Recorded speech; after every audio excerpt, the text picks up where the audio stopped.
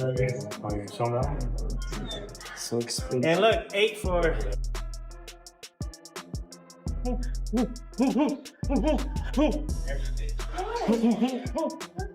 Shakur is not going to lay down. It's going to be skill versus skill. Teal's a very talented, skillful fighter. Shakur is a very extremely talented, skillful fighter. Manny Pacquiao stopped by to meet Teofimo Lopez and trained with him as he prepares for his upcoming fight against Shakur Stevenson. The boxing icon gave advice, shared useful insights, and helped lift Lopez's confidence, which raised the energy in the gym. This training moment showed how focused and prepared Lopez is as he gets ready to face a tough challenge in the fight ahead.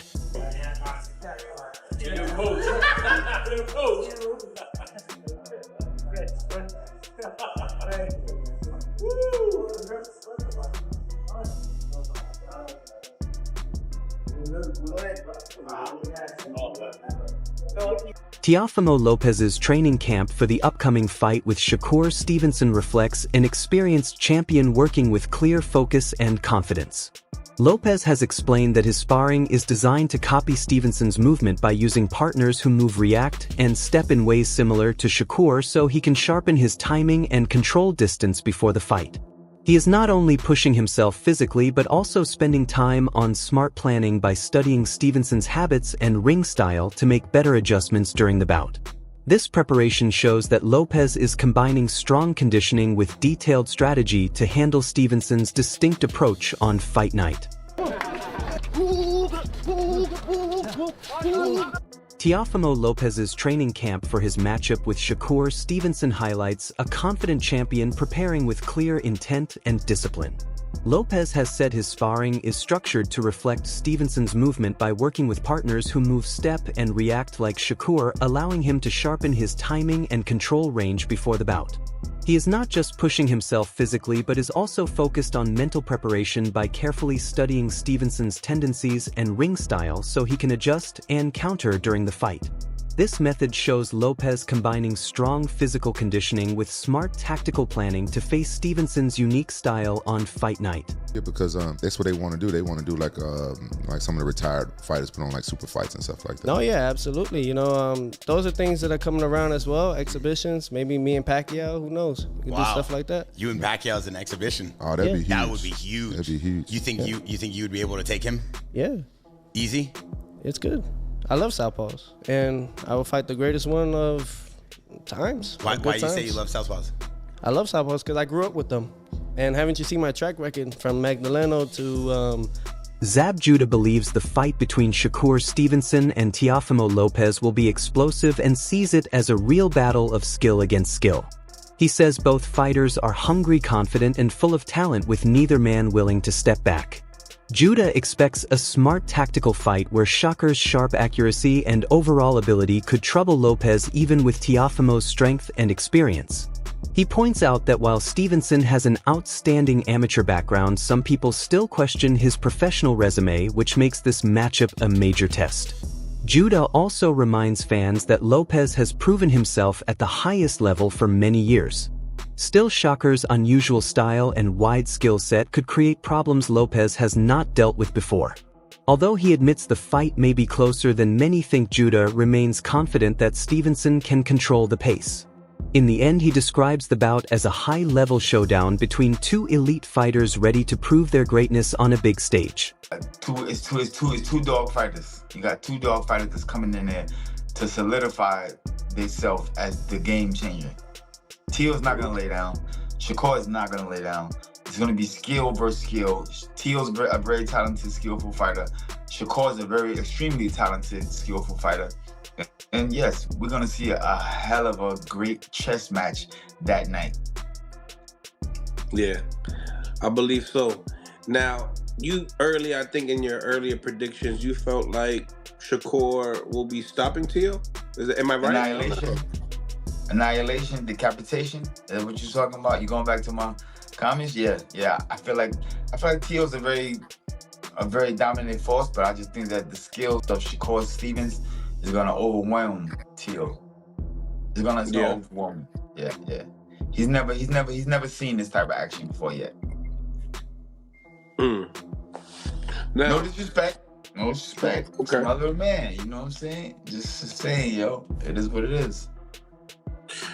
Looking at, the stats, the resumes, we see that, Teo has been at this high level for a long time.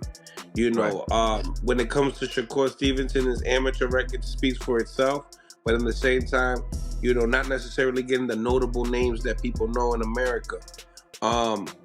People are also saying that they're kind of discrediting Shakur's resume, saying he hasn't really fought anybody.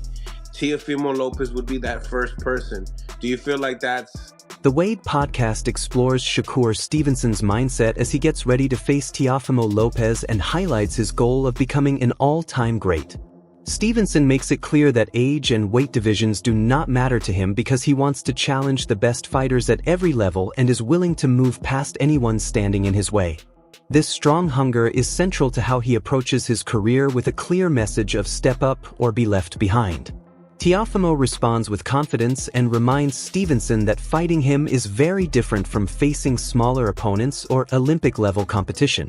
Stevenson fires back by saying that fighting him on the inside is nothing like watching from the outside, and stresses how hard it is to break his timing, defense, and footwork. Both fighters believe they can bring a level the other has not seen before, which makes mental sharpness and tactical planning just as important as physical preparation. The discussion highlights the mental battle, confidence, and anticipation that will shape their fight and leaves fans waiting to see who will be proven right on fight night. The mind games of like trying to get Shakur to see all versions of him, like, oh, I'm laid back, super humble, Shakur deserves his respect, and at the press conference talking crazy like that. I've never heard the Room 40 one, but the way you gotta do it, Teo is messing up the dick joke. The way you gotta say it is you gotta make Shakur say what you said. Yeah, I'm gonna take him to Room 40. Room 40, yeah, Room 40's nuts. That's the way you, not just, you hit the punchline before we even get there. Even this was the face-to-face at the presser. God gifted. It's my time. God gifted. It's my time. It's my time. I've been waiting on this forever. Thank you. I appreciate y'all. Oh, you all already knew that Teo Sr. was going to be talking. Y'all knew that. The prize is right up here. The prize is right up here. Ricky saying the prize is right up here. He's talking about the ring belt, and that's true. I mean, the most prestigious belt in boxing. That's fair. We stay working. You can't fight for him. Dan Rafael shares his thoughts on the Shakur Stevenson versus Teofimo Lopez fight, showing respect for both fighters' careers and abilities. He points out that while Teofimo may not have always shined early against top opponents like Josh Taylor, he has proven himself when it mattered. Likewise, Shakur Stevenson has been effective and consistent throughout his career, even if he hasn't always been the flashiest. Rafael highlights Stevenson's success from featherweight to lightweight and his ability to perform under pressure. He notes that Stevenson won a silver medal for the US while Lopez represented Honduras. Rafael also emphasizes that the fight being held at Madison Square Garden is perfect, tying both fighters to their hometown fans and creating an exciting atmosphere. Overall, he describes this matchup as a major and eagerly awaited battle between two of boxing's top young stars. The champ, which was Josh Taylor, he shined in that fight. So when Teofimo is matched, in a big time opponent, he's delivered, and he's done it, a number of times. And he looked really good against Taylor. And Shakur, by the way, similar thing. He's been flawless through his career. He may be not the most exciting at times, but Shakur Stevenson gets the job done. He has won titles from featherweight up to lightweight. When his back was against the wall, quote unquote, and everybody had big expectations, and he had a lot of pressure on him not to make it a boring fight and all that kind of business. What did he do in his last fight against William Zepeda? He stood in the pocket, and he fought the guy, and he won handily. He shut him out, basically. He won like 10 rounds to 2. I mean, he fought a unification fight against Oscar Valdez, a fighter that, even though he might have been favored, thought maybe Oscar could do some damage because he was a good puncher and had a great amateur background and a great chin and all those types of things. And he went out there and he routed him also. I mean, so, these are two of the best young elite fighters in boxing, and their fight has been talked about for a long time. They spent most of their careers together at Top Rank, which was a fight. If you ever ask Bob Arum, He'll tell you that was a fight that Top Rank, down the road had their eye on at some point when they were going to be, closer in weight to each other. Because obviously Teofimo had started off, a little bit heavier than Shakur, but they would eventually catch up to each other. They're both Olympians, by the way. Teofimo he's American, but he fought for his parents' country of Honduras. In that same Olympic Games, it was Shakur Stevenson winning a silver medal for the United States. I mean, they have all kinds of accomplishment. I do think they have a healthy respect for each other. They know each other for all the years being at Top Rank events together. They fought on the same undercard twice when the main event was Terrence Crawford, who was obviously very close to Shakur, but Teofimo was on those shows also. So, and they're doing it in the right place. This is not a fight they're taking to a place that doesn't make sense. All respect to the big matches they do in Saudi Arabia. Shakur Stevenson's trainer Wally Moses delivers a clear warning to Teofimo Lopez about underestimating Shakur's skill and power. Moses points out that Stevenson's style can adjust and succeed against any fighter, showing the dominance he has displayed from amateur to professional levels. Stevenson was not only a national champion but also excelled worldwide, earning multiple world amateur titles and even being named IBF Fighter of the Year. His record reflects unmatched consistency and success with thousands of wins and victories over nearly every opponent he faced. Moses emphasizes that Shakur's achievements in both amateur and professional boxing prove his elite status and readiness for any challenge.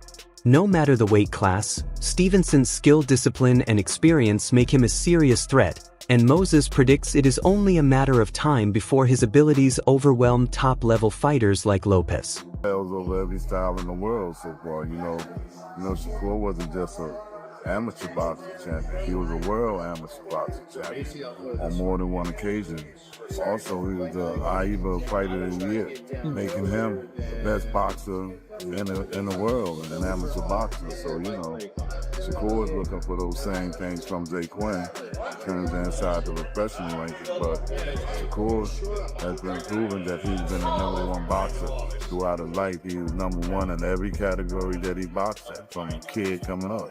You know what I mean? Here in the U.S., he had eclipsed every boxer over by 1,000, almost close to 2,000 points in terms of his winning. So, it's not a thing that, people be talking about what have Shakur done. They know what Shakur done in his amateur rankings. And Shakur done everything that they never were capable of doing. So, it's only going to be a matter of time before he proves, this caliber of fighter that he is to the world. Now, as far as the weight jump goes, what's that preparation like? That'll be his 4th weight class. Well, what do you look to? Do you look to add more muscle? What's the proper way of adding weight when jumping up? Let me give you an example. All right, let's look at when Terrence fought Canelo, right? Yeah. Everybody talking about him walking up and moving up here. The weight was going to be a problem, but a lot of people don't know what these cats really walk around at. So, Shakur's style has proven effective against every type of opponent he has faced.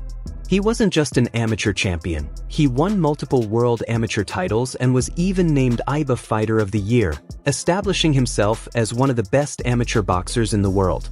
Shakur now aims to bring that same level of excellence into the professional ring. He has been #1 in every category he has competed in, dominating from a young age and winning thousands of bouts in the US alone. His accomplishments speak for themselves, showing he has achieved what few others could. Moving up in weight will mark his 4th division, and preparation for that includes adjusting strength and muscle carefully. Just like when fighters such as Canelo moved up, managing weight properly is key, because what people see in the ring isn't always the weight they actually carry, so it's not simply a matter of adding pounds, it's about smart preparation. That was going to be my point. I'm sure that's based on his inconsistencies, because he can be so damn good, but he also can be pretty damn bad. But in Camp Moses, he was not good. It was not a good night. Oh, like a street fight. Yeah, it was shots. And I think I was a guest on that on the call for that show, and I said I got one guy fighting with ego and I got one guy fighting with discipline, and that's what it was, because he just went out there and was just trying to knock him out from round 1, and it was not working out well. Now, is he going to do that against Shakur? Absolutely not. But also, we've seen him struggle with guys like Jermaine Ortiz. We've seen him struggle with who was the Canadian guy who I mean, not that he struggled, but he failed to really impress. Sandro Martin, another one that he a lot of people thought that he could have dropped the decision. Were those that fights night. that people counted him out? No. No, that's the thing. No, he was heavy favorite, and they were fights that did not entice him. And if you look at his best performances, there are guys that him and his father have chosen to fight. He called out Lomachenko years before they fought, and people are like, whoa, kid, pump the brakes. No, they saw something.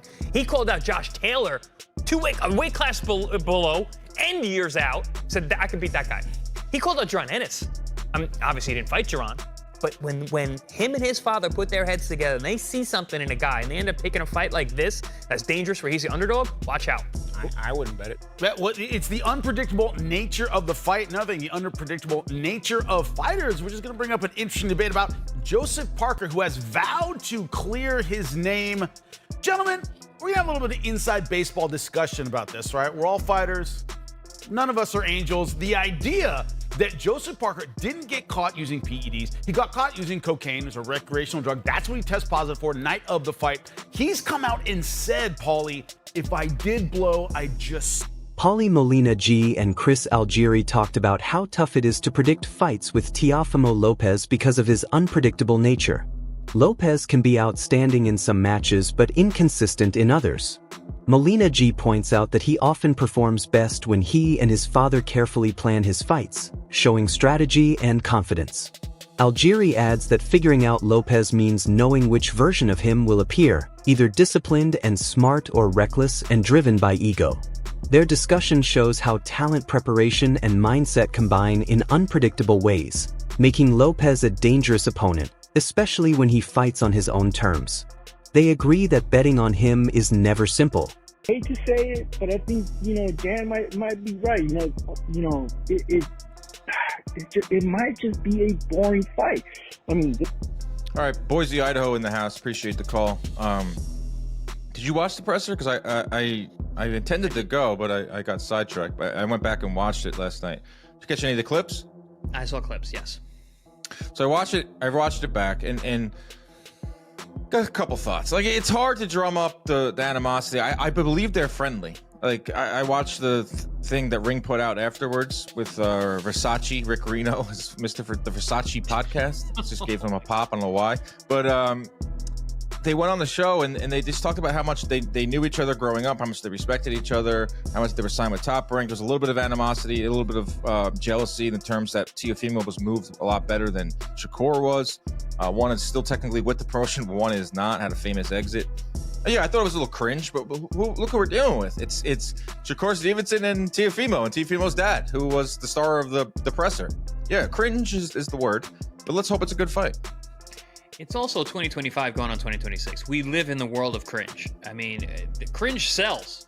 Cringe gets clicks. Cringe gets eyes. And I say this all the time. Marvin Hagler is rolling over in his grave of all the cringy ass fighters that are out there that are juking and jiving for cameras. It's just in clicks. It's absurd, the world we live in. But at the end of the day, these are two super talented guys fighting in their absolute physical primes. Say whatever you will about this fight, whether it's going to be Hagler-Hearns round one or if it's going to be a slow fight. But regardless, I think this is a very, very Lopez. People love talking about this resume that Teofimo Lopez has. Granted, it's a really good resume. He has guys like Lomachenko under his belt, Josh Taylor. But if I'm being honest, Josh Taylor played into what Teofimo Lopez wanted him to do so perfectly.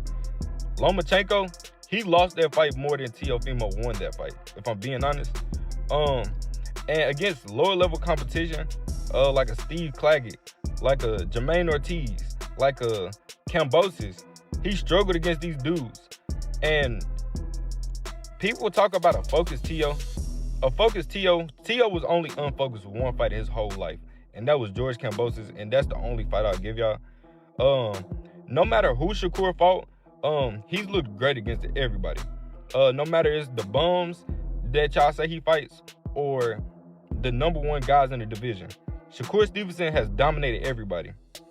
It's gonna be a sight to see. Shakur Stevenson on fight night is going to make fireworks happen, and I can't wait to see it. I've already gave my stance on this, but Shakur Stevenson it's just his time, and Teo's just... That's all for today's video. Stay tuned for more. See you next time.